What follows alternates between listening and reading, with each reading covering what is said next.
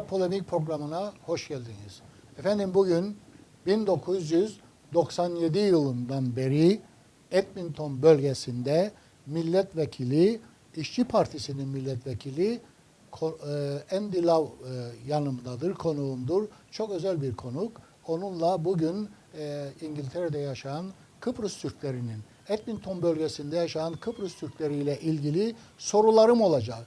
Kendisi burada yaşayan Kıbrıs Türkleri ile ne düşündüğünü, ne olmalı, ne yapmalı bu soruları kendisine soracağım. Hemen programa geçelim. Andy Love'ı tanıştıralım. Andy, welcome to our studio. I would like you to introduce yourself. I didn't introduce you, but I would like you to introduce yourself. My name is Andy Love. I'm the Labour and Cooperative Member of Parliament for Edmonton and North London. I've been the Member of Parliament now for 17 years, and in that time I've had the opportunity to meet with and represent both the Turkish Cypriot and the Turkish speaking communities, which now form the largest minority community in my constituency. I believe that I have a good relationship with that community. I want to thank you for inviting me to come on this programme this evening and giving me the opportunity to speak directly to your community. But I believe that I have a good and close relationship with the Turkish-speaking community locally, and I try to take up the issues. I'm sure we'll get on to some of them in this discussion this evening.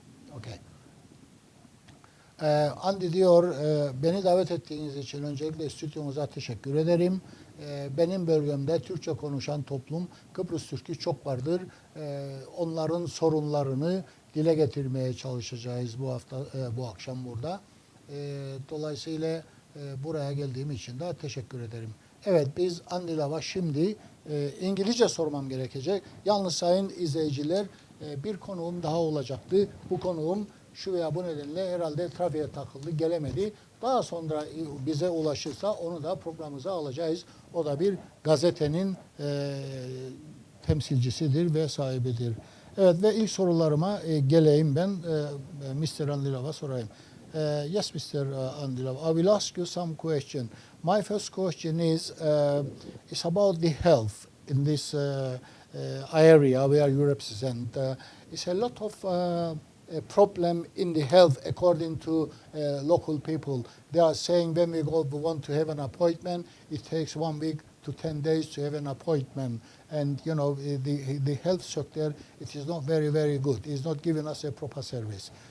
Efendim Andy'ye sordum sağlıkla ilgili sorunları, bölge doktorları, burada GP denir. Yani bölgenizdeki doktora gidip orada randevu almak istiyorsanız en azından 5-10 gün bekleyeceksiniz ve vatandaş bu konuda rahatsızdır. Ben onu sordum Andy'ye.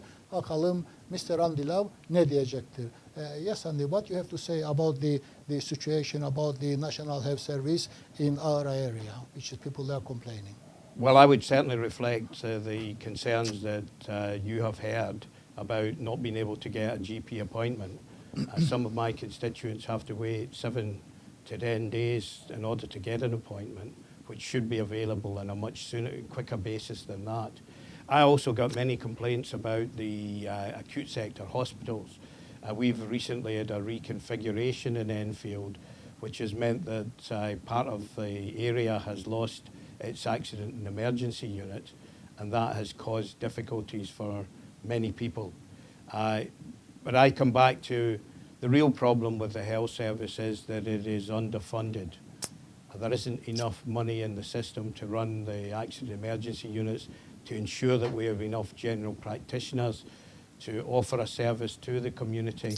We need to do something about that, and also we need to do something about the bridge between hospital care and community care, where there are real difficulties in many people being able to access hospital, but also difficulties in people coming out of hospital back into the community.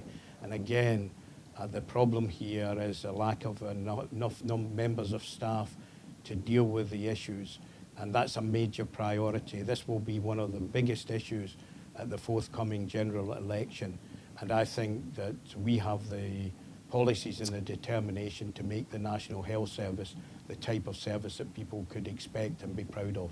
Okay. Efendim milletvekili sorumuza şöyle bir cevap verdi. Diyor ki bu konuda ben de çok şikayet alıyorum. Mahalledeki bölgemizdeki GP yani mahalle doktorlarından randevu almak bir hafta ve 10 gün süre içerisinde oluyor. Bu konuda sıkıntı yaşanmaktadır.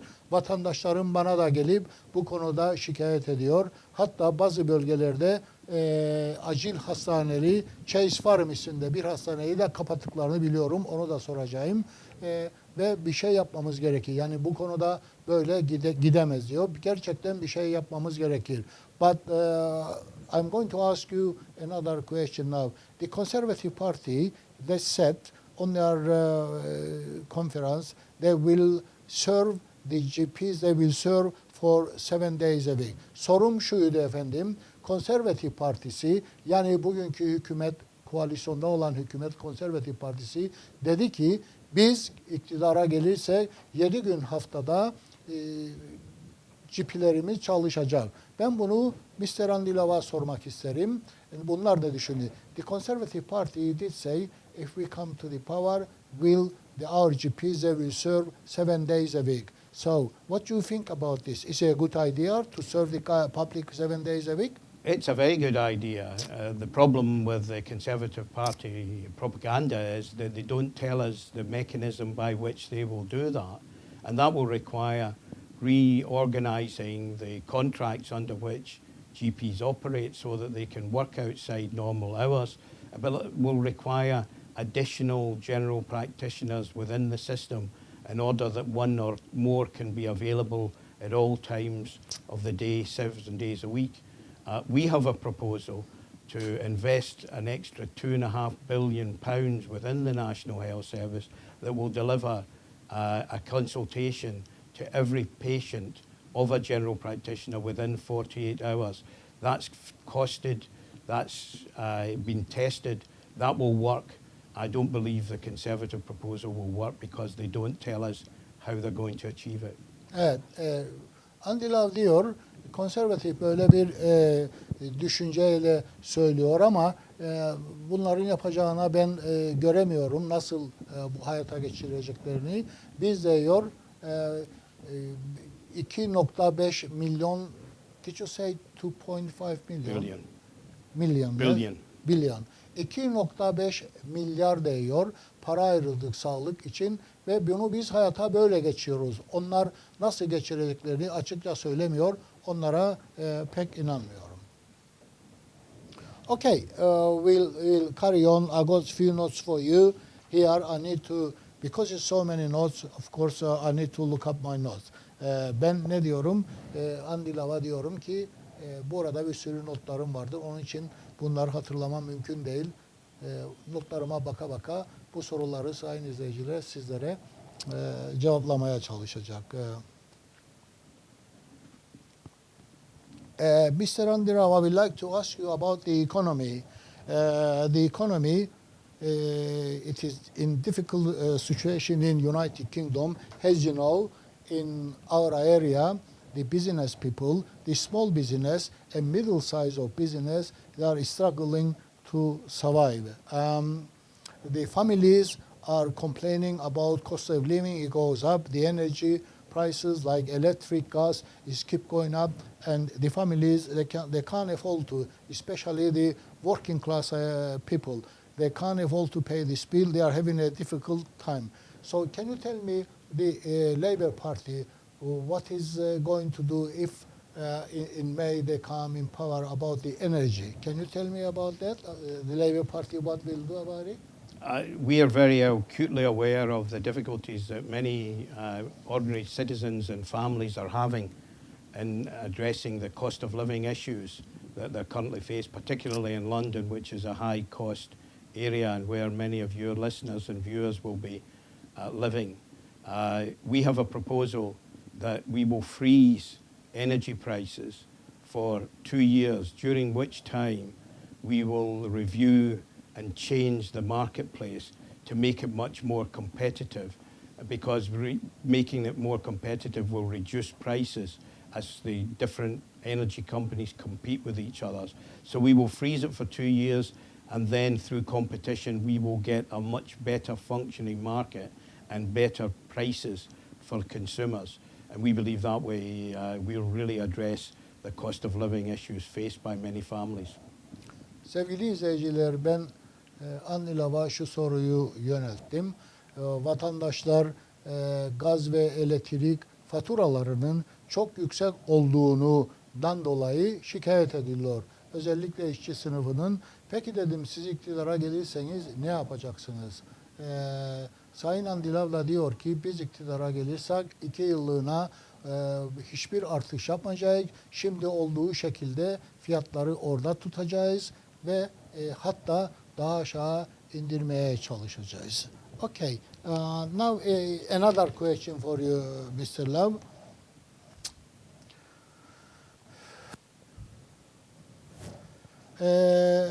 Do you think your party leader, Mr. Ed Miliband, he done what he should do to make the people to believe when he come to power, he will put the economy right? In other words, your party and your leader, Ed Miliband, does he believe if they come in power in 2015, they will put the economy in order? Not only does he believe that, but he set out the reasons why we think our approach to the economy will be more successful than the current coalition government. And it's based on 3 things. First of all, we have to get sustainable growth in the economy. The problem with the economy at the moment is it's likely to turn down in the near future, and that's not good for us. We need an economy that continues to grow into the medium term and long-term future. So we need sustainable growth. Secondly, we need fairness in the system. We're paying down the debts that we owe because of the recession in recent years, and the government or the coalition is doing that in a very unfair way. They aren't asking those that can most afford to sacrifice to make that sacrifice, and we will do it much fairer. We will ask those in the highest incomes to make more of a contribution towards the deficit reduction. And thirdly, the cost of living crisis that many families face in our country has to be dealt with. I mentioned the energy prices. There are many other issues that face families on a day-to-day basis. We need to keep costs for families down, and that will be a major priority for us going forward. Evet, bizim önceliğimiz şimdiki hükümet diyor, koalisyon hükümeti, iktidarda olan hükümet gerektiğini yapmıyor, sadece söylüyor. Fakat biz de diyor bu maliyetleri daha aşağı çekeceğiz ve ihtiyaçlı ailelerin daha rahat bir yaşam sürdürmesini sağlayacağız. Peki ben o zaman Sayın Milletvekiline şunu soracağım. Peki siz nasıl yapacaksınız ve bunu halledeceksiniz, düzelteceksiniz? Okay, Mr. Andilav, I would like to ask you, if Labour comes in power in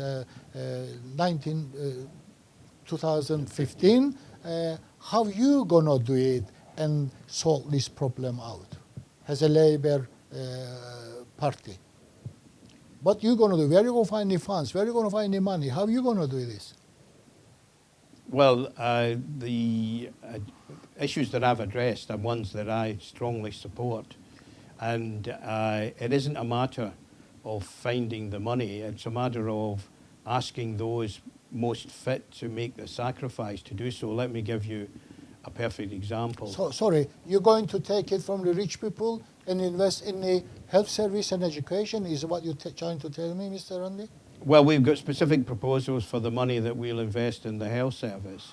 And that requires a tax on properties, houses worth more than £2 million. So it's a very small percentage of the property market. We will add an additional tax onto those properties to help pay for the health service. But that's a very specific proposal. I think what you've asked me is a much more general question about how we will afford the programme we have. Well, the first thing is that we need to, as I say, get the economy sorted out. And that requires us to reduce the deficit that we have. We will do that, for example, by taxing those who earn in excess of £150,000 a year. That was at 50p in the pound. This government, this coalition government, reduced it to 45p. So they actually cut taxes for the best off in society at the same time as they're increasing taxes and reducing benefits for the less well off.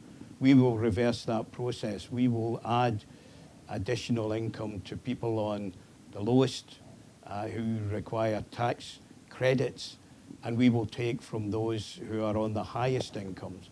And that way, most of that money will be spent on the economy. And that means that shops, restaurants, other businesses will gain because the people who are at the bottom of the income pile will be able to spend additional resources in the economy to keep it going. Okay. Mr. Andilav şunu söylüyor soruma karşılık. 150 bin pound'un üzerinde alanlara her pound'da 50 kuruş yani penna dediğimiz bir vergi alınıyordu. Ama diyor şimdiki hükümet %5 penny indirdi diyor ve ondan dolayı da sıkıntı yaşıyoruz. Biz de diyor daha fazla çok para 150 bin pound'un üzerinde gelir sağlayanlardan diyor alacağız ve bunu diyor daha geniş bir tabana yayacağız. Bu bir örnektir diyor. Daha nedenleri var. Okay, thank you very much for your question. I will carry on, ask you more question, Mr. Andilav, about the economy.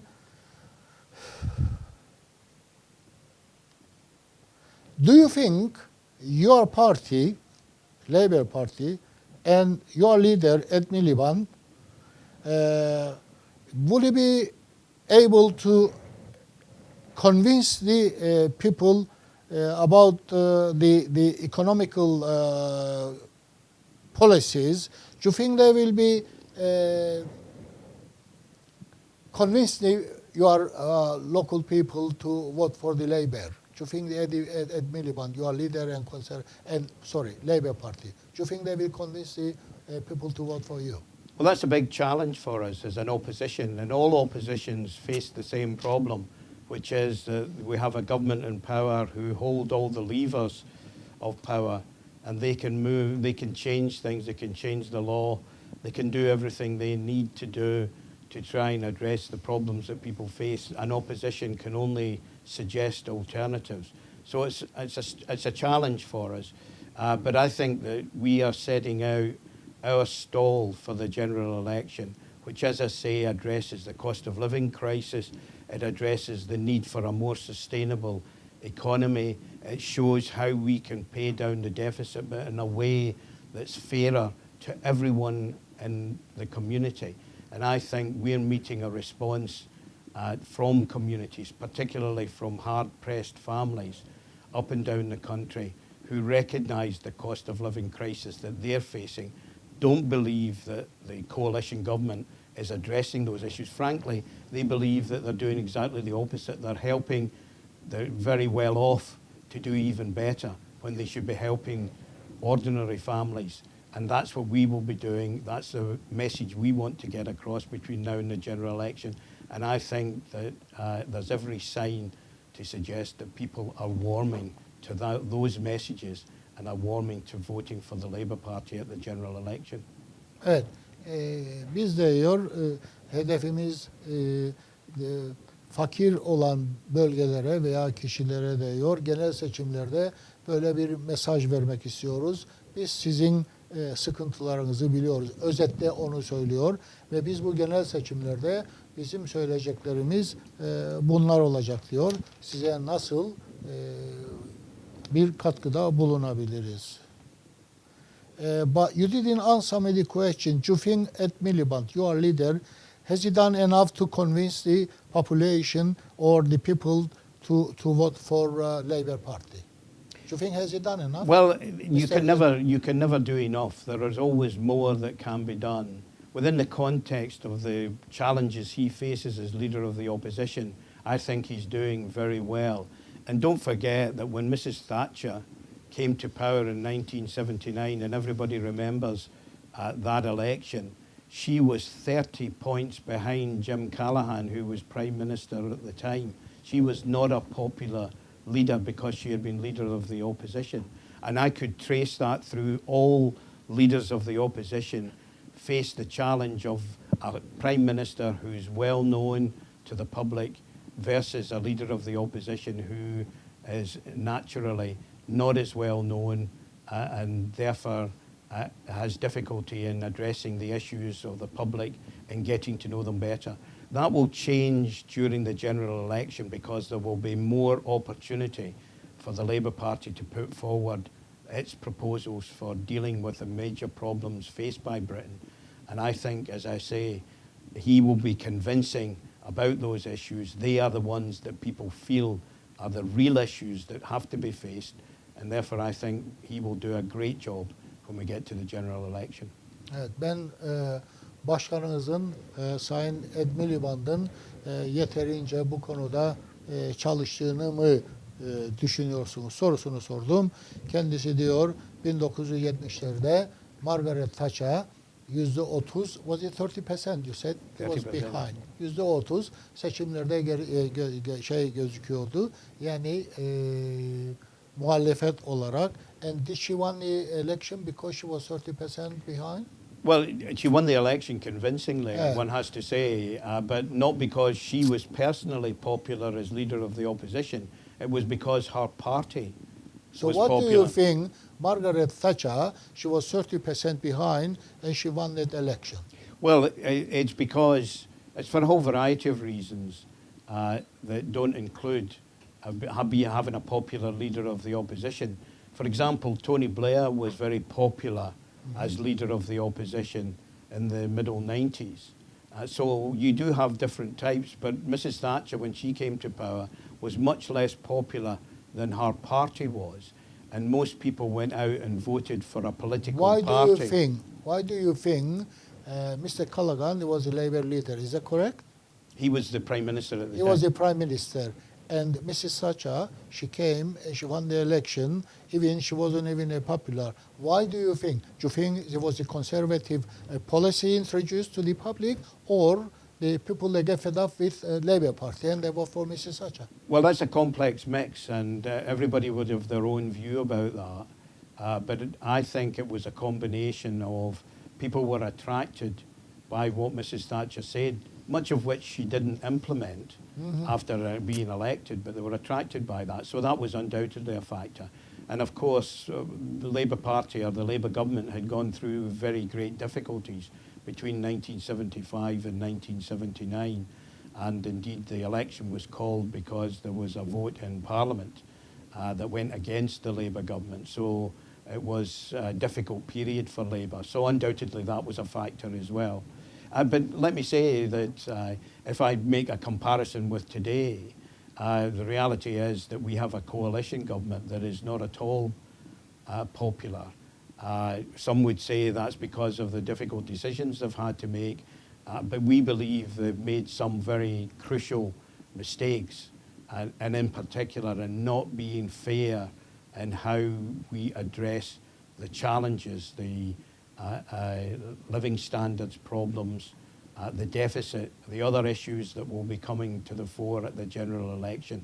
We don't think that they've dealt with them adequately. I don't think the British people... That time. The British people 74, 79. Which... Between 74 and 79.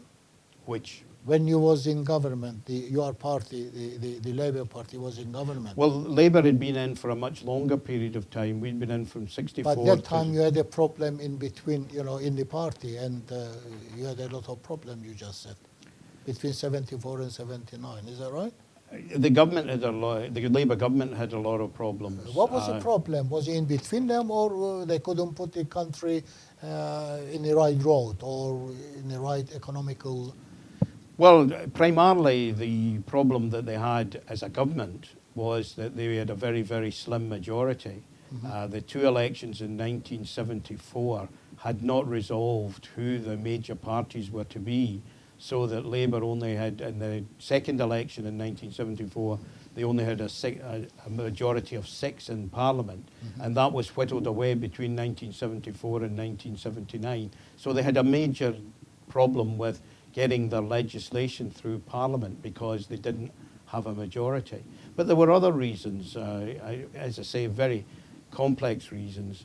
But the point that you made, was Mrs. Thatcher popular as leader of the opposition? I don't think she was. It was for other reasons that she won the 1979 election, one of which was the problems and difficulties that the Labour government had faced.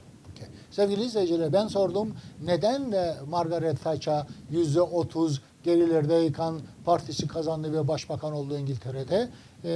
Sayın Andy Love'ın söylediği şu: 1974-79 dönemlerinde İşçi Partisi büyük sıkıntı yaşadı. Neydi sıkıntısı efendim dedim.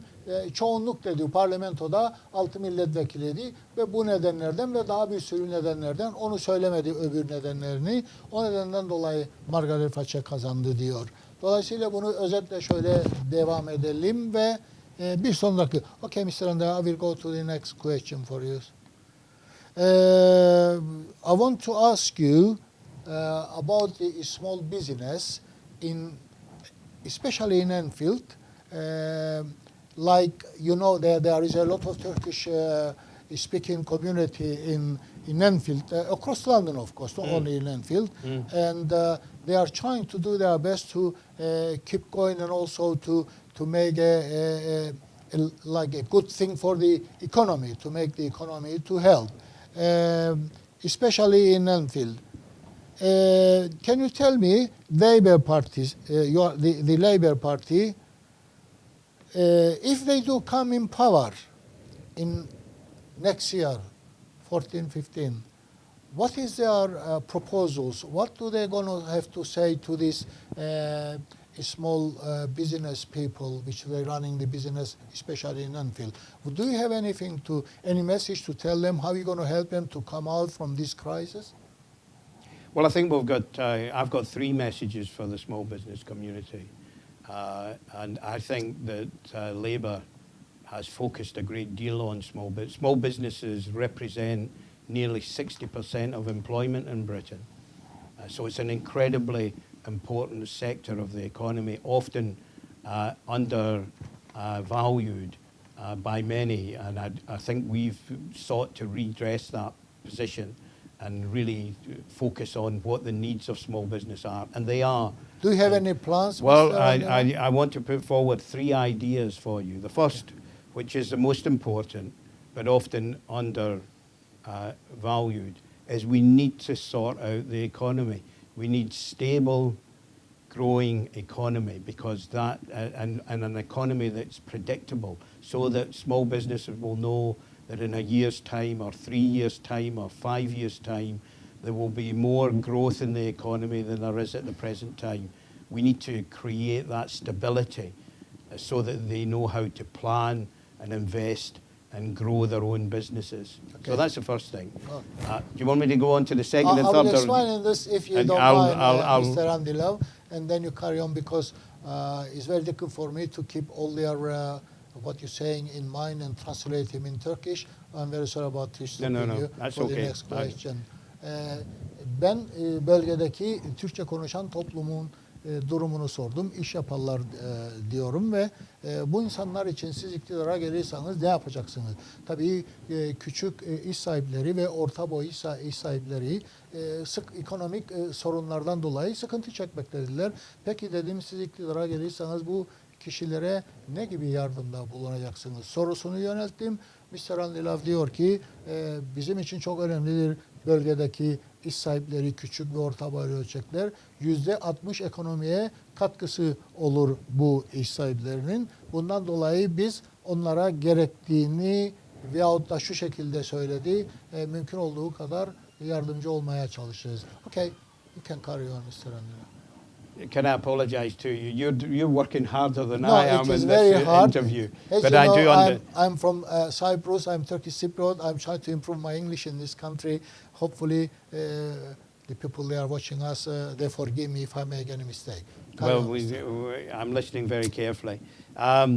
The two other issues that I think are important in our way to address the problems faced by small business.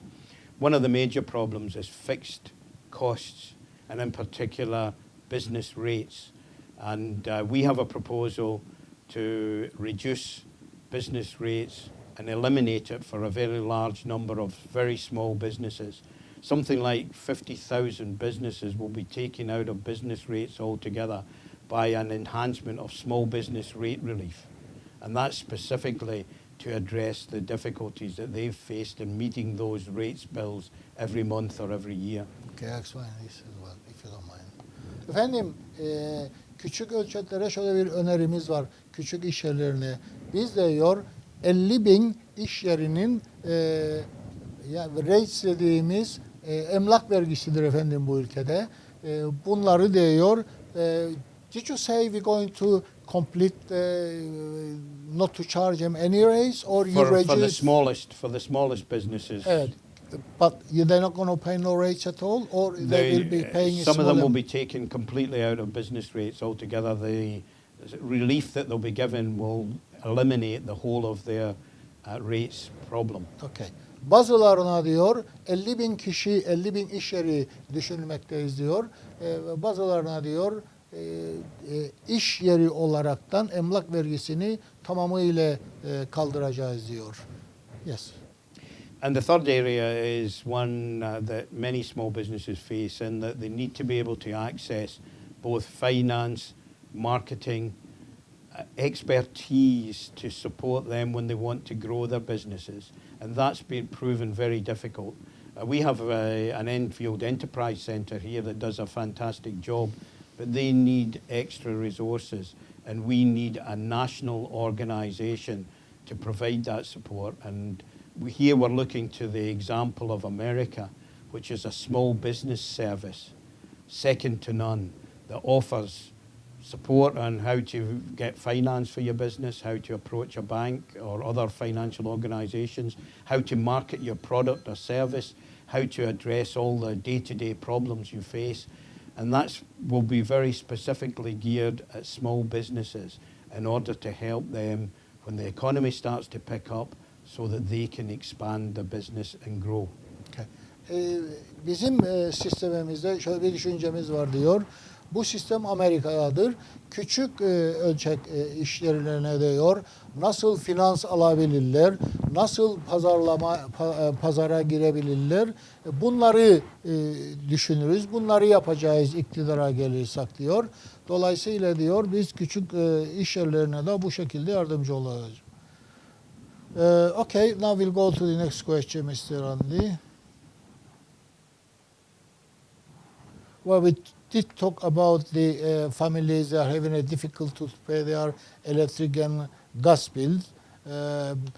If you come in power next year, would you reduce the electric and gas bill, or would you carry on the same, or you will freeze it? That's what you're going to do. Ben ailelerin sıkıntılı bir süreç geçirdiğini sordum. Dedim ki ekonomide de ekonomik sıkıntıları var. Siz iktidar olursanız ne yapacaksınız? Bu faturaları, elektrik ve yakıt, bunları ne yapacaksınız? İndirecek misiniz, yoksa aynı şekilde devam edeceksiniz? I think we have asked you this question before about the families having a difficult time and they're having a difficult problem.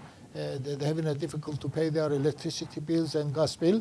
And if the Labour Party comes in power, what you gonna do? You're gonna carry on to the same price? You're gonna increase it? You're gonna freeze it? I think you did say you are going to freeze it. We're going to freeze it for 2 years and rejig the marketplace to be more competitive in order to keep energy prices down. So it won't be just for 2 years. It will be a much longer time in keeping energy prices down. Let me also add to that, which isn't part of your question, but I think is quite important. People in London particularly face massive rent increases, particularly those living in the private rented sector. Mm-hmm. We have a proposal to introduce it. Currently, you can only have a tenancy agreement that lasts 6 months. so the landlord can put the prices up every 6 months or a year that you have to pay to meet your rent every month. We will introduce a new rental agreement that runs for at least a minimum of 3 years. I see. And whilst we won't be able to freeze the rents for that 3 years, the person who's entering that agreement will know exactly how much rent they have to pay over that whole period. And it will be capped so that it doesn't, it works to a formula that recognises the challenges faced by many people living in London. So we're going to cap rent increases over a longer period of time to try and help with meeting rent bills, particularly in London. Diyor ki Mr. Anlilav, biz de diyor kirada yaşayan vatandaşlar diyor her 6 ay ve 1 yıl süreyle kiralarının sözleşmesini yenilemek mecburiyetindedirler. Fakat biz diyor bunun doğru olmadığını düşünüyoruz. Biz diyor bu süreyi 3 yıllığına çıkaracağı söylüyor ve 6 ay 1 yıl olmayacak, 3 yıl olacak süre. Efendim şimdi biz bir ara verelim, bir soluklanalım ve ikinci bölümde sizlerle birlikte olacağız efendim.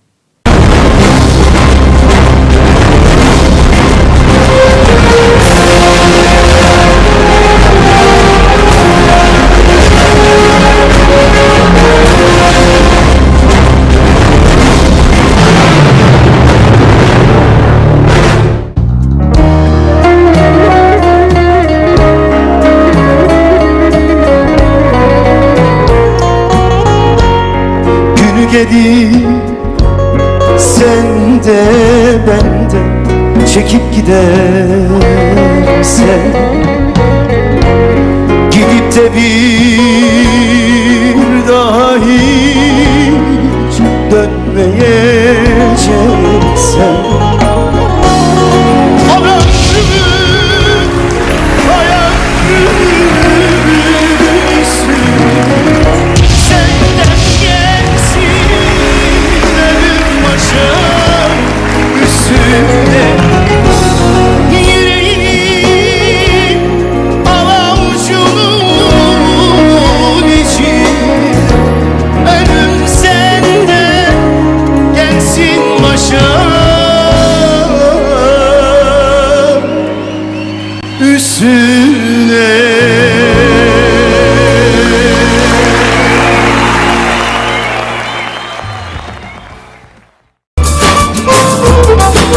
Vatan Catering. İngiltere genelinde döner yapımında rakipsiz tek isim olmanın haklı gururunu yaşıyoruz. Vatan Catering olarak kalite ve hijyen temel ilkelerimiz arasında olup tüm restoran ve takeaway'lere dağıtım servisimiz vardır. Adresimiz 3743 Millmead Industrial Center, Millmead Road, Tottenham Hill, London, N17 9QU. Telefonumuz 0208 801 7956. İngiltere genelinde döner yapımında rakipsiz tek isim Vatan Catering. World Cooling bir marketin kuruluşunda ihtiyacınız olan her şeyi sizin için hazırlıyor. Sizin yapmanız gereken sadece satmak istediğiniz ürünleri raflara yerleştirmek ve müşterilerinizle buluşturmak. World Cooling'e ulaştığınızda marketinizin genel ihtiyaçları, market rafları, buzdolapları, reklam panoları, klima sistemleri, yazar kasalar, post makineleri, barkod okuyucular, ışıklandırma sistemleri, tabelalarınız, tenteleriniz, metal işleriniz gibi tüm her şey hazırlanıyor.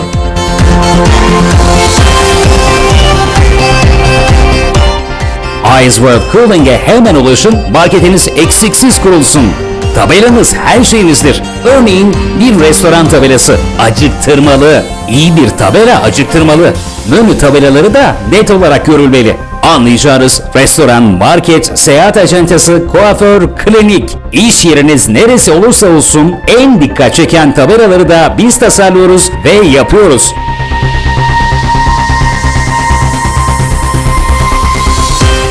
...25 Ashley Road, Unit 10, Tottenham. N17 9LJ. 020 8808 3198 ve 020 8801 6981. Ice World Cooling, marketinizi eksiksiz kurar.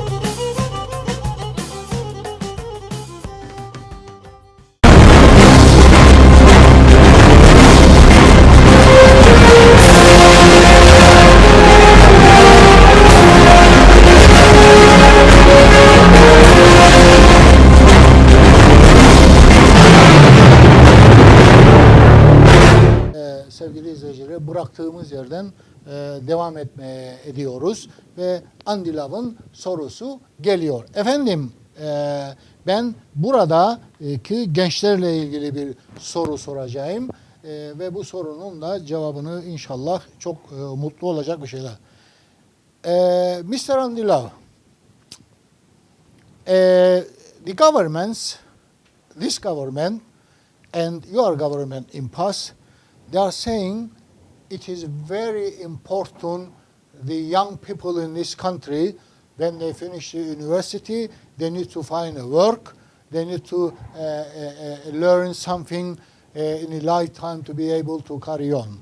But unfortunately, this government and previous government, which it was Labour Party, they haven't been successful.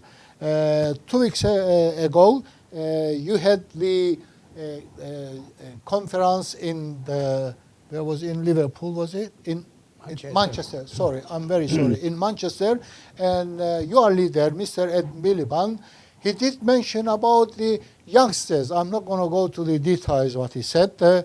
So what you going to do about these young people? They finish in school.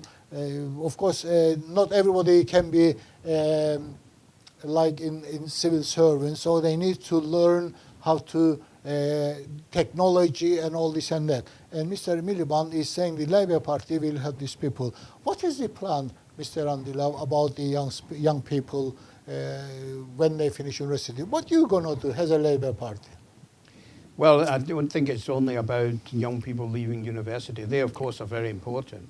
And we need more of our young people to go to university, because a good education at an advanced level, such as university, especially at a good university, will stand you for your career throughout your life. So that has to be a priority. But I think that what Ed Miliband was trying to say, and certainly what the Labour Party has been trying to say, is we shouldn't forget the 50% of young people who don't go to university, many of whom who don't have the skills necessary to get good quality employment in our society. And I think he was trying to address that particular issue, and we have a proposal to massively expand the number of apprenticeships so that our young people can get up to a quality standard that will be necessary for them not only to access the labour market, but to be successful, to be able to carry a career, to advance in what they do and earn good money. and to be able to look after themselves and their families. And that's going to be critically important. So our primary message for young people is get yourself an education. Not everyone will go to university, it's clear. There's lots of people don't want to or don't feel that academic life is for them. We need to open up other possibilities, and apprenticeships is the way forward. Okay. Bizim kurultayımızda liderimiz Ed Miliband şunu söyledi. Sadece üniversite, tabii önce soruyu sormadan açıklamasını yaparım. Benim sorduğum üniversiteyi bitiren talebelerimiz, çocuklarımız için ne düşünürsünüz gençler için? Şunu söylüyor. Ed Miliband'ın söylediği sadece üniversite bitirenler değil. Üniversitenin dışında 50% diyor. Yani %50 da üniversiteyi bitiren gençlerimiz vardır. Biz bu gençlerimize sahip çıkacağız ve bunlara sanat öğreteceğiz. İşsiz kalmasın, geleceklerini hazırlamalarında yardımcı olacağız diyor. Okay, carry on Mr. Andilov. I just explaining what you just said about the youngsters, what the Labour Party will do and what they think about it. I would want to add, although I have to be very careful here in putting this forward because it's not yet finalised and it's not yet clear whether it will be part of our manifesto at the election. But we're looking very carefully and closely at the cost of university education for the young people concerned. Costs because much of it falls now on the student rather than the university or the taxpayer has gone up enormously, and that's becoming prohibitively expensive for many families. And whilst they are very keen to get a good education, they don't believe they're getting good value for money in terms of the cost. And we're looking very carefully at a proposal that would significantly reduce the costs at university, but does have some consequences for the type of university and where they go to college. But all I want to communicate to your listeners and viewers is that this is something we're looking at very carefully. Okay. Bizim manifestomuzda bunları daha biz tam bir rayına oturtmadık diyor. Fakat üniversitelerde diyor çocukların eğitimi çok pahalı oldu. Bu nedenden bunlara bakmak istiyoruz. Üniversitelerde okuyan çocukların nasıl daha iyi bir eğitim ve herkesin ödeyebileceği bir bedel diye yahut da fatura diyor bu süreçte. Ona çok dikkatli bakmamız lazım. Ona diyor bakacağız. Fakat şu anda manifestomuzda diyor böyle bir şey daha koymadık ama düşünürüz. Okay, I did explain in this as well. We carry on quickly. David Cameron, the Conservative leader, is saying, if I win the election in 2015, I will be putting referendum to the people if they want to stay in common market. Why not Mr. Ed Miliband give the choice to the British people? Efendim benim sorum şuydu. 2015'te konservatif lideri David Cameron şöyle bir söz verdi. 2015 yılında biz iktidar olursak diyor Avrupa Birliği için halkıma gideceğim ve onlara soracağım, referanduma gideceğim yani kalalım mı gidelim mi gibisinden bir soru. Benim sorum da bu oldu ve dedim ki David Cameron böyle bir söz verdi İngiliz vatandaşlarına. Neden Ed Miliband bu hakkı veyahut da bu şeyi vermiyor söyleyeyim kalıp kalmamaları için böyle bir referandum yapmıyor. Onu sordum. Yes, why Ed Miliband is not given the choice to British people to decide if they want to stay in common market or not? Well, that's not strictly true. 3 years ago, the coalition government came forward with a bill with all party support, including very strong support from Ed Miliband and the Labour Party, that they would pass this bill which would ensure that should there be any constitutional change at a European level, there would be a referendum before it was agreed by the British Parliament. And that stands. We say that if we need a referendum because there is constitutional change in Europe, then that should happen and there would be a referendum. What we're not saying is that if there isn't constitutional change, if David Cameron comes forward with a package that doesn't require constitutional change, then we don't see that that requires a referendum at this particular time. However, I happen to be someone who's of the view that because Europe is becoming a major issue, that we do need to address this, and I will certainly be someone in my party that argues that at some stage, if there isn't constitutional change, we need to address the issue of whether or not we should remain within the European Union, because there are so many. I think personally that is a very good thing for Britain to be in Europe, but I understand that many disagree with that position, and I think that it's becoming such a controversial issue that we will need to address it. Okay, if the European Parliament, it doesn't change the constitution, what your party will do? Will you give to the people that opportunity to go for referendum to decide yes or no? Well, currently the position is if there's no constitutional change, there's no need for a referendum. By the way, that's the same as almost every other European Union country. They only go for referenda when there's a change in the constitutional arrangements for their country relating to Europe, and that's when they have a referendum. They don't have a referendum for ordinary change within the European Union. But this is not ordinary change. It's your people. You have to give them the choice to decide if they want to stay in the European Union or come out. And you said at the beginning, all the parties, they said they are signed agreement in between all the parties in Parliament to hesitate not to go for referendum. But Mr. David Cameron, he's saying, he didn't say this, if this is not happening, I will not go. He did say, if I win the election, I will go for referendum for European Union. Ask my people, ask the British people, what they want to do, if they want to stay or come out. But at Miliband, it doesn't say to British people, well, I'll go to referendum. If you don't like it, you decide as a community, as a British people. Well, as I say, in 2017, if David Cameron comes forward with a set of proposals agreed at European level which requires constitutional change, then my party will support. So what will be the changes you think in? Well, David Cameron's been very unspecific about what changes he's seeking. We don't know what he's going to Europe to ask for. We don't know whether that will require constitutional change.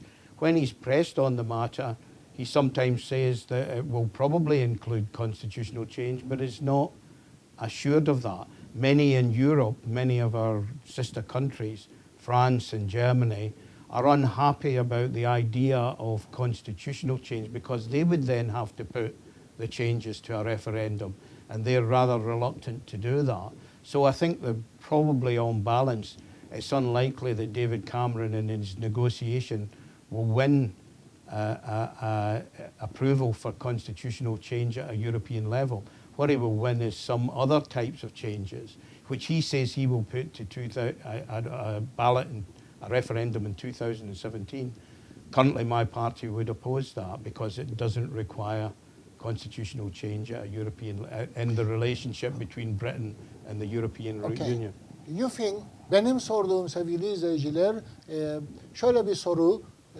Konservatif Parti Başkanı 2015 yılında dedi ki ben eğer seçimleri kazanırsam Avrupa Birliği'nde kalalım mı çıkalım mı diye halkın onayına sunacağım. Ve aynı soruyu sordum. Neden sizin parti lideriniz bunu söylemiyor? Buyurun referandum evet veya hayır. Şöyle bir cevap verdi. Eğer diyor Avrupa Birliği'nde yasalarda bir değişiklik olursa diyor 2017'de biz de diyor karar vereceğiz. Fakat David Cameron ne konuşur Avrupa Birliği'yle ne önerir şu aşamada bilemiyoruz. Okay, we carry on for the next question, Mr. Andilov.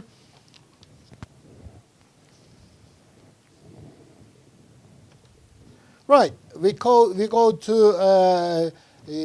Europe again. You know, it's UKIP in another word, extreme right people, they keep getting more votes for the electors. And really, this is a big worrying about this. Your party, what do they think about UKIP to keep getting more votes or rising their votes? Efendim ben sordum burada Avrupa'da aşırı sağcıların daha fazla oy topladığı, daha popüler olduğu şeklinde bir yöntem var, bir gidişat vardır. Siz bu konuda ne düşünürsünüz? Okay, what do you think about UKIP? Not only the Labour Party, Conservative and any other political parties. What do they think about UKIP is increasing its votes? What do you think about that? Well, there is a phenomenon. The public are very unhappy with politicians, Westminster, the political system. And there's an element, there's a section of the community that believes that a plague on all your houses, and the way they can protest about what they feel is a lack of concern and active change being brought about by politicians in Westminster. The way they can complain and argue about that is to vote for a party that is outside the system. And that's UKIP at the present time. It used to be the Liberal Democrats, it's now UKIP. They've alighted on a number of issues that are of concern to the public, in particular immigration, but to a lesser extent the European Union. That's creating buzz for them temporarily. If you look at their other policies, what they stand for generally as a party, then they're really much more akin to the Conservatives than they are to Labour. But that's not to say that they won't take votes from Labour. And it will be interesting to see what happens in the by-elections happening this Thursday, in 2 days' time. One in a very strong Conservative seat where the Member of Parliament has stood down and is now standing for UKIP.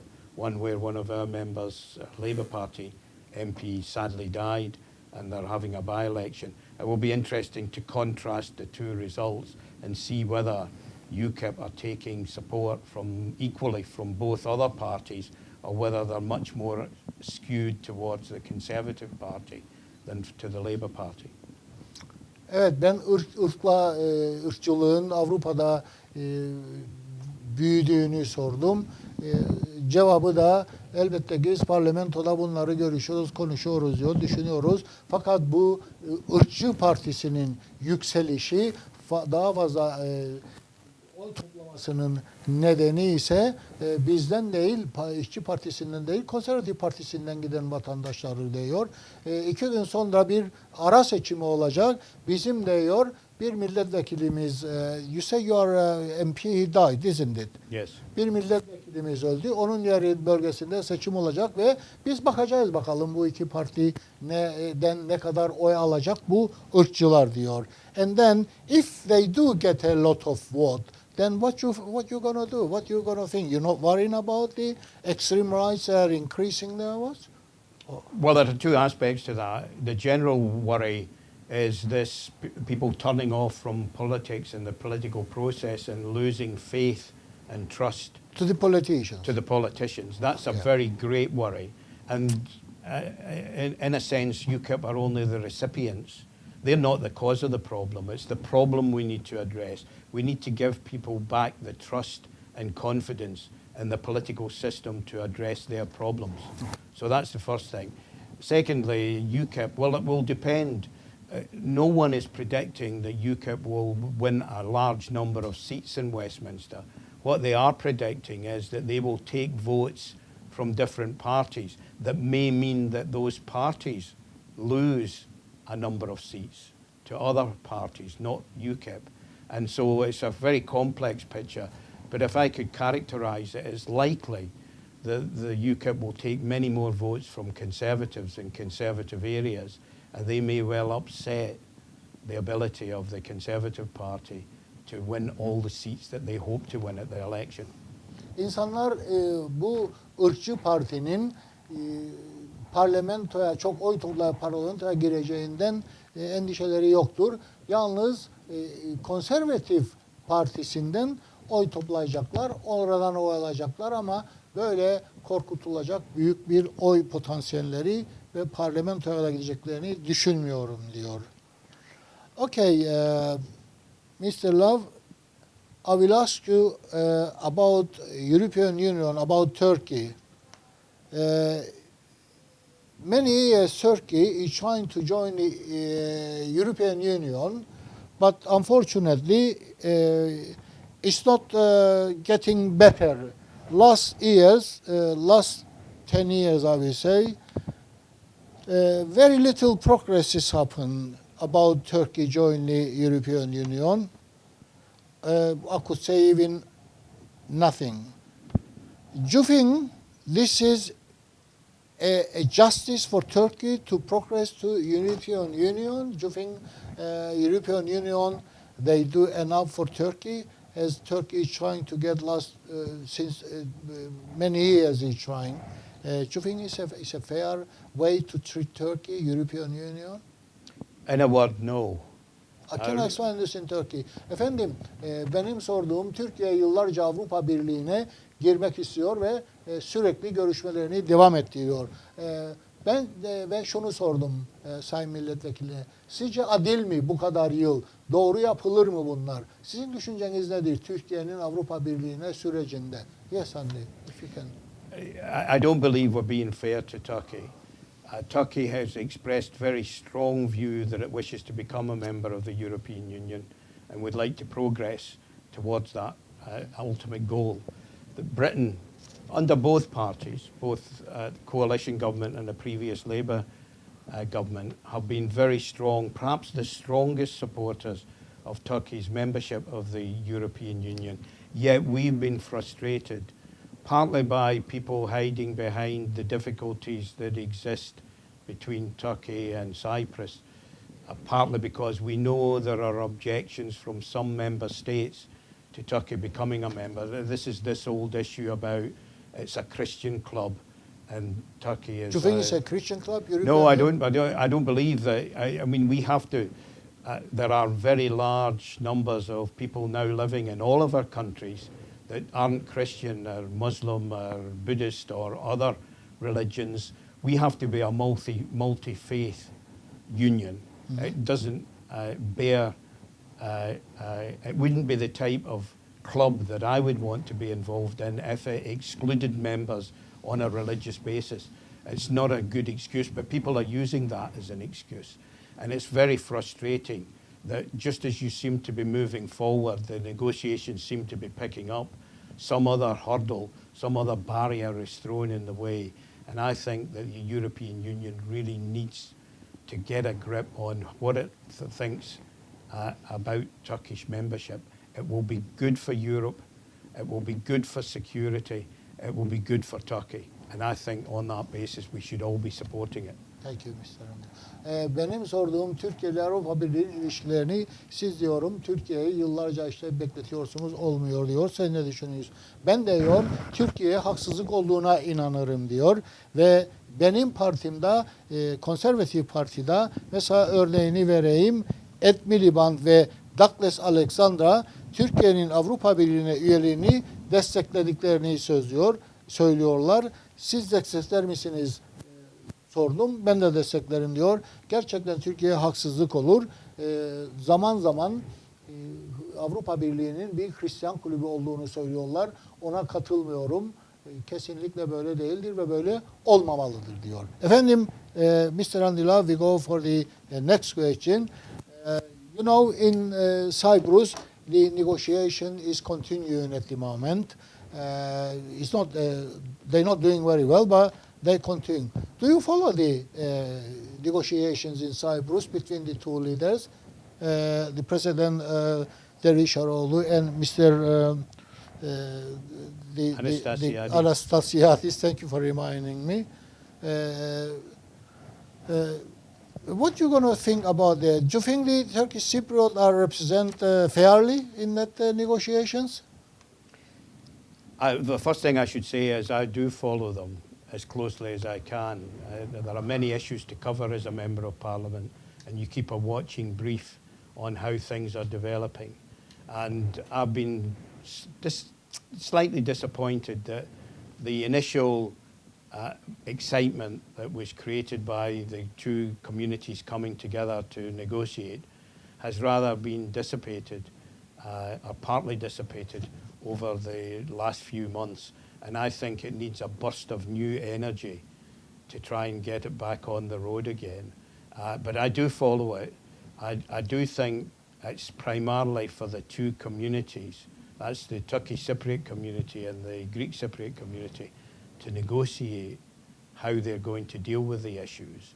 But it's also, and I think, very important to involve the guarantor powers, Turkey, Greece, to some extent Britain. Personally, I'm sympathetic to the view that in the future, with Turkey and Cyprus, both members of the European Union, it may be more appropriate to have a European-wide body guaranteeing. But that's for the parties to negotiate. I do keep a watching brief. We continue to ask questions in Parliament of Do you ask questions in Parliament about the Cyprus? Cyprus all the time. You do ask. Because do you tell them in Parliament Turkey should join the European Union? Yes, and as I say, that's been an agreement between all sides in our Parliament that they wish to see Turkey become members. And I know that ministers go regularly to Turkey and Cyprus to ensure that they are satisfied that we're doing everything we can. But let me say, the reason why I ask questions in Parliament is I'm not always convinced that Cyprus is high enough up the agenda of the international community. And I think it's beholden on the UK government, because of our long relationship and the strength of our relationship with everyone in Cyprus.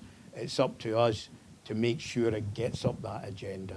So whether it's Britain in Europe, Britain in the United Nations, Britain in the Commonwealth even, Britain in bilateral relationships, we should be banging the drum for the international community to lend its voice to finding a successful conclusion to the negotiation. Okay. Ben diyor takip etmekteyim Kıbrıs'a. Sorum şuydu, Kıbrıs'taki görüşmeleri takip ediyor musunuz? Evet ediyorum diyor. Ben diyor Kıbrıs'ta bir çözümden yana olduğunu, indirectly onu söyledi. Fakat çok önemli bir şey daha söyledi sayın izleyiciler. Şunu dedi. Biz diyor uluslararası deme de Türkiye, Yunanistan ve İngiltere'nin bu konuda daha fazla ilgilenmeleri gerektiğini söylüyor ve çok önemli bir şey söyledi. Biz Avrupa Birliği, biz işte başka ülkeler, biz Amerika gibi bir sürü ülke saydı. Bunların da bu konuda elini taşın altına koyması anlamında bir söz etti ve biz diyor Türkiye'nin de Avrupa Birliği'ni desteklemekteyiz. Doğrudur. Ben de bu konuda hem konservatifin bir yetkilisi hem de İşçi Partisi'nin, Labour Partisi'nin lideri Ed Miliband'ın sözlerini dinledim ve Türkiye'nin Avrupa Birliği'ne girmesinden yana olduklarını, hem Avrupa Birliği için de iyi olacağını düşünüyor. Okay, we'll go to the next question. Başka bir soru için. Mr. Andilab, in May it will be a president election in TRNC North Cyprus. Do you follow that? The elections, or do you read about them? Do you concern about the elections in Cyprus? Yes, I think because it's going to be very important who is elected and who will therefore take the place of Dr. Aroglu if he's not elected. I follow the number of candidates that are now looking as if they're going to stand. It looks like it's going to be a very competitive election. It's a very important time for North Cyprus and the Turkish Cypriot community. So naturally, as I say, I keep a watching brief. We continue to ask questions of our Foreign Office representatives, whether they are meeting with either the presidents or the leaders of the two communities, whether they are meeting with the negotiating teams, what support they are giving to try and help assist the process of the negotiations. But of course, clearly the presidential elections will be critical to that, because the new president will come into the negotiating process halfway through, or more than halfway through. So it will be critical that that's smooth as it can be. And we do hope that the Turkish Cypriot community will get a real choice and a real debate at the presidential elections on how to take the process forward. Efendim, Kıbrıs'taki Cumhurbaşkanlığı seçimlerini izliyor musunuz sorusunu sordum. Evet dedi, izliyorum dedi. Tabii ki Kıbrıs Türk halkı orada seçebileceği kişinin de çok önemli olduğunu, çünkü görüşmelerin yarısında şu aşamada Sayın Cumhurbaşkanı Derviş Eroğlu'nun da soracağım efendim, Cumhurbaşkanı Eroğlu kazanırsa görüşmeler iyi, olumlu mu karşılarsınız siz? Bunu da sorayım aklıma gelmişken. Mr. Andrew, I want to ask you something. If President Derviş Eroğlu, he wins the election, do you think it be good for the negotiations, or because he knows this halfway you just said, so he knows the process in the negotiation? Do you think if any other person gets into their position, of course he's going to represent the Turkish Cypriot in the negotiation table, do you think this gentleman or this lady or whoever comes in president will be better for negotiation, or is going to be, because they knew they're not going to take a long time to try to negotiate with Anastasiadis? Do you think Mr. Derviş Eroğlu will be better for the negotiation, or any other person will come as a president? Well, it's not for me to say who would be good. I mean, we stand by the democratic process, and whoever meets with the approval of the electorate in the north of Cyprus, then we will accept that particular person. Naturally enough, because I come from a left-wing party in Britain, we're probably closer to a left-wing party in northern Cyprus. But the important thing is that as part of the presidential election process, they have a debate about how to take forward the negotiations. And it's important that whoever wins the presidency gains a majority of support, so that they can go into that negotiating process with a strong hand as a representative of the Turkish Cypriot community. Ben diyor, ben der sosyal demokratım, sosyal demokrat bir ideolojim var diyor. Ama diyor, tabii ki bu seçimlerde benim şunu veya bunu tercih etmem söz konusu değil, o anlamda söyledi. Fakat diyor, birisi seçilmeli ki bütün halkın veyahut da çoğunluğun desteğini arkasına alacak. Bu şekilde olursa görüşmelerde daha güçlü bir cumhurbaşkanımız olmuş olacak diyor. Dolayısıyla bunu da geçmiş olalım. Çabuk geçelim çünkü yönetmenim diyor çok yavaş gidiyorsunuz Sayın Tango. Bir daha şey yapalım ve bu işi toparlayalım.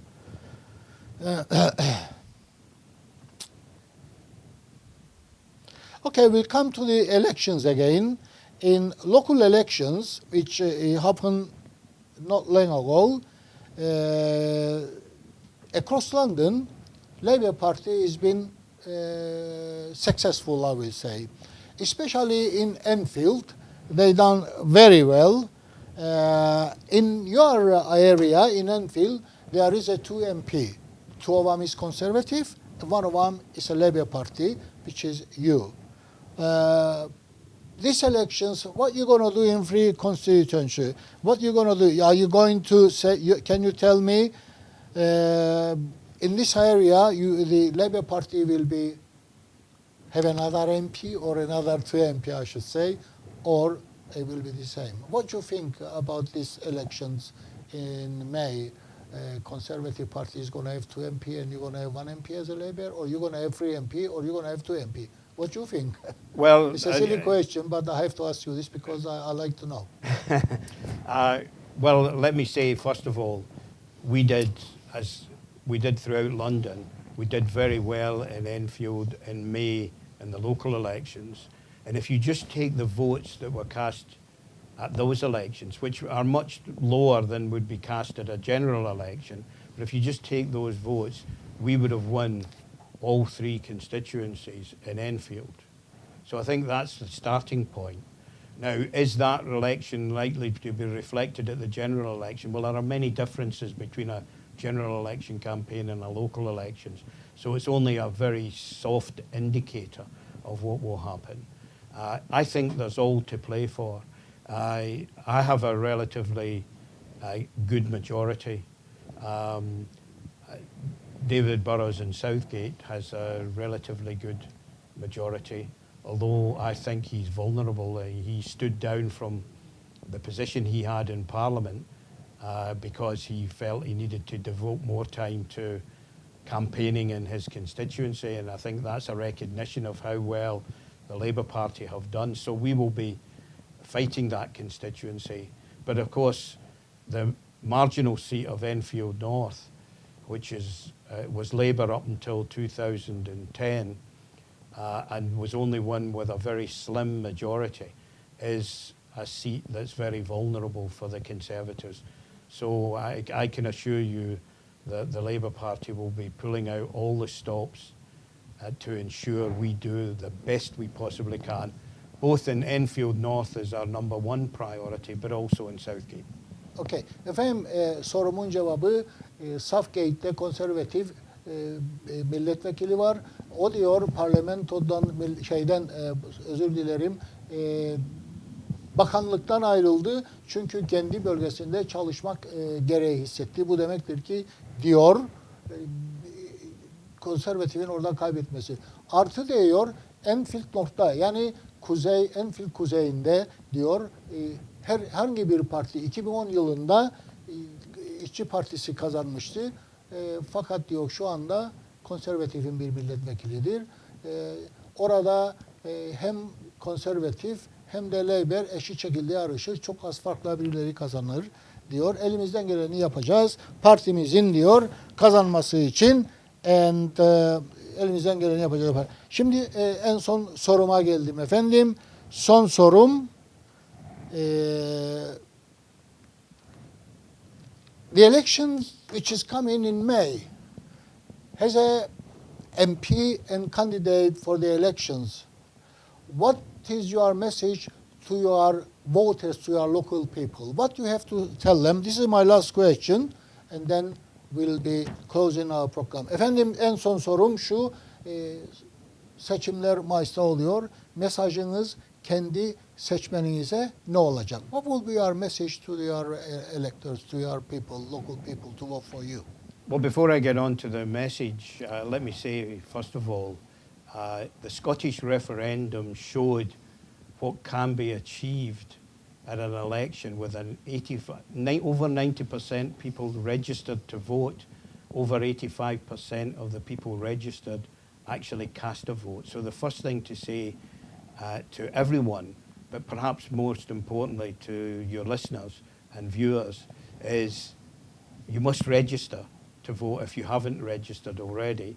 And secondly, you should express your view at the election by going out to vote. So these are two important messages that I think it's incumbent upon all politicians to say.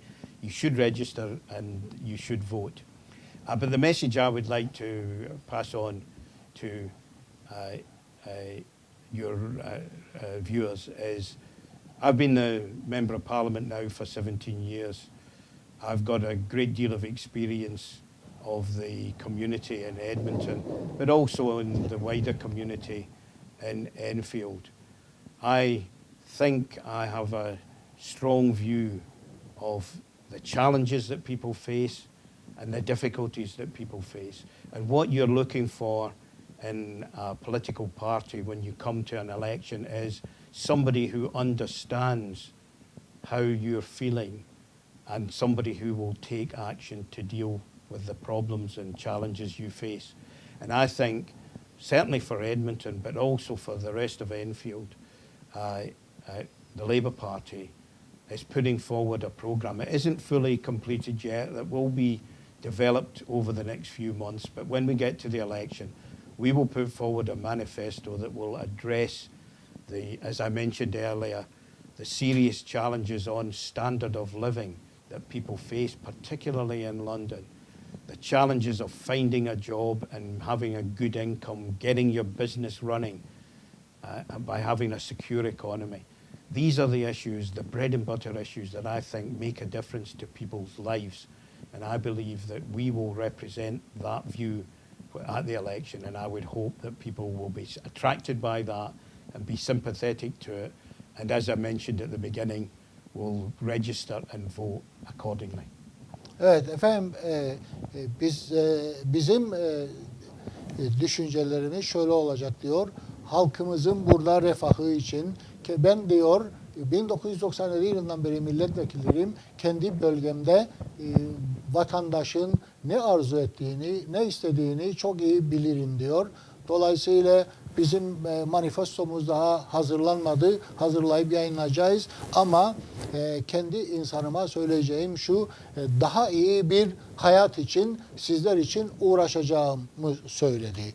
Efendim, Londra Polemik programının sonuna geldik. İnşallah haftaya başka bir konukla sizlerle birlikte oluyoruz ve sizlere daha yeni haberler. Efendim, Mr. Andilav, nice to have you. We appreciate you come to our studio. We had a wonderful conversation. Thanks very much for the information you give us. Hopefully we see you again in future, near the elections. Well, let me say how much I appreciate the way in which the Turkish Cypriot community has always reacted to me as their representative. I treasure that view, that they have expressed their support and trust in me, and I hope they will continue to do so. They will select you. As long as you're looking after the Turkish community's problem, they will select you and vote for you. Thanks very much for coming on. Thanks.